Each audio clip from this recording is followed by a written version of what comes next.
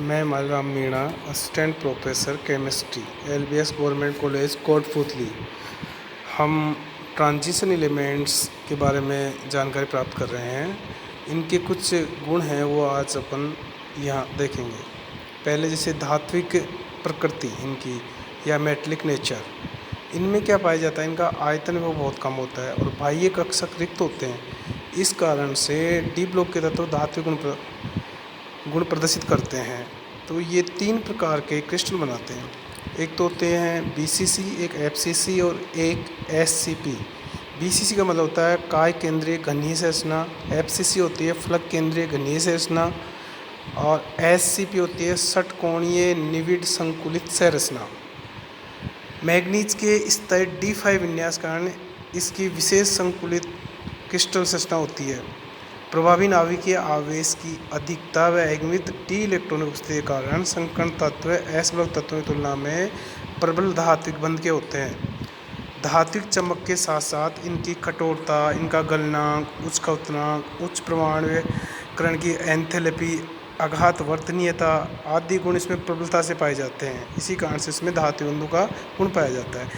इन परमाणुओं में अयुग्मित इलेक्ट्रॉनों की संख्या बढ़ने से इनकी धात्विक बंध बनाने की योग्यता बढ़ जाती है और धात्विक बंध का सामर्थ्य बढ़ता है। इसी कारण से स्कैंडियम से लेकर क्रोमियम तक अयुग्मित इलेक्ट्रॉन बढ़ने से धात्विक कठोरता बढ़ती जाती है और उसके बाद में क्रोमियम के आगे जिंक तक ये घटती चली जाती है।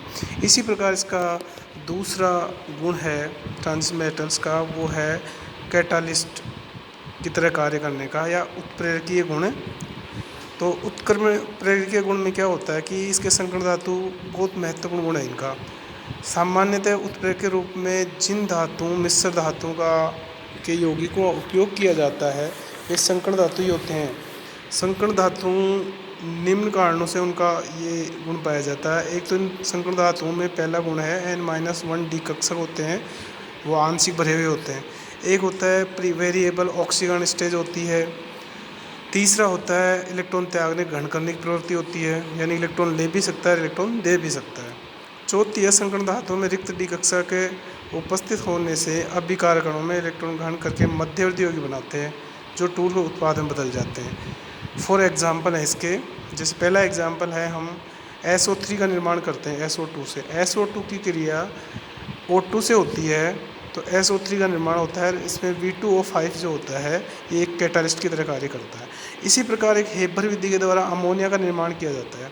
हेबर विधि के द्वारा अमोनिया निर्माण में क्या होता है कि एक नाइट्रोजन परमाणु एक N2 और 3 हाइड्रोजन S2 मिलकर के NH3 का निर्माण करते हैं। इसमें Fe एंड MO कैटालिस्ट का कार्य करते हैं। Fe उत्प्रेरक तरह कार्य करता है और MO उत्प्रेरक वर्धक की तरह कार्य करता है, यानी कि इसको बढ़ाता है इसकी गति को। तीसरा इसका एग्जाम्पल है अपने पास में वनस्पति तेल होता है, उससे घी बनाना, वनस्पति घी जो बनता है डालडा घी। तो इसमें क्या होता है कि जो वनस्पति तेल होता है उसका फॉर्मूला होता है, इसमें असंतृप्त होते हैं RCS डबल बॉन्ड CS और COOR। निकल जो मेटल होता है वो कैटलिस्ट का कार्य करता है हाई टेम्परेचर हाई प्रेशर पे और वनस्पति घी तैयार हो जाता है। इसी प्रकार से जिगलर नाटा कैटलिस्ट होता है, वो भी एल्कीन से एल्केन के निर्माण में होता है। तो उच्च एल्केन बनाने के लिए इसका उपयोग किया जाता है और जिगलर नाटा कैटलिस्ट का सूत्र होता है TiCl4 + R3Al। इसका जो मिक्सचर होता है उसको कहते हैं जिगलर नाटा कैटालिस्ट। तो इस प्रकार से हम देख रहे हैं कि इसका कैटालिस्ट के रूप में बहुत अधिक उपयोग हो रहा है जो ट्रांजिशन मेटल्स होते हैं। यहाँ पर अपन ने अभी देखा कि SO3 के निर्माण के अंदर V2O5 कैटालिस्ट यूज हो रहा है।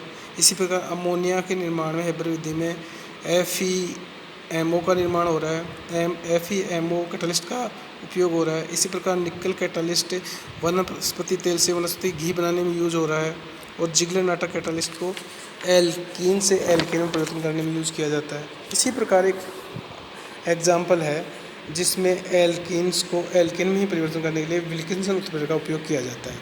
अब यहाँ विल्किंसन उत्प्रेरक यहाँ देख रहे हैं हम RCH डबल बॉन्ड CS2। तो डबल बॉन्ड का जो हाइड्रोजन होता है वो आ जाता है डबल बॉन्ड टूट के, और वो एल्केन में बदल जाता है, RCH2 CH3 बन जाता है।